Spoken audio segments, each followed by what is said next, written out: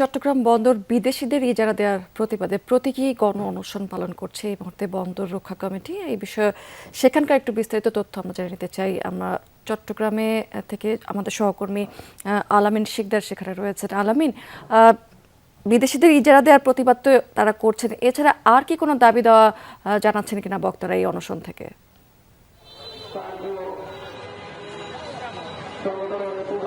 আমরা ঠিক 11টা থেকেই এই চট্টগ্রাম প্রেস ক্লাবের সামনে তাদের যে প্রতীকী অনশন সেটা শুরু হয়েছে। তাদের যে মূল দাবি সেটা হচ্ছে যে চট্টগ্রাম বন্দর একটি লাভজনক জায়গায় রয়েছে, এই লাভজনক জায়গায় থেকে কেন বিদেশিদেরকে দেয়া হবে, কি কারণে দেয়া হচ্ছে সেটা নিয়ে তাদের এই প্রতিবাদ।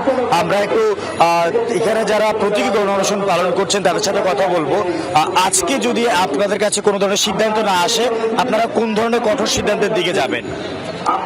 আমরা আজকে প্রতীকী অনশন কর্মসূচি পালন করছি। এটা তো একটা খণ্ডকালীন কর্মসূচি, এরপরে আমাদের মনে করেন চূড়ান্ত কর্মসূচি অবশ্যই আমাদের হবে। তো আমরা নেতৃবৃন্দ বসে আলোচনা করব, আমরা আমরণ অনশন করতে পারি, চট্টগ্রামে হরতাল অবরোধের মতো কর্মসূচি এগুলা নিয়ে সিদ্ধান্ত নিতে পারি, হয়তো এই ধরনের সিদ্ধান্ত আসতে পারে। মুদ্রা কথা হলো আমরা এই চট্টগ্রাম বন্দরের সিটিকে রক্ষা করার জন্য তথা চট্টগ্রাম বন্দর এবং সমস্ত দেশবাসীকে রক্ষা করার জন্য যা যা কিছু করার প্রয়োজন আমরা সেগুলো করবো ইনশাল্লাহ। বন্দর রক্ষা এই কমিটির আজকে যে প্রতীকী অনশন হচ্ছে, এই অনশনে বন্দর রক্ষার যে শ্রমিকরা রয়েছে, বন্দরের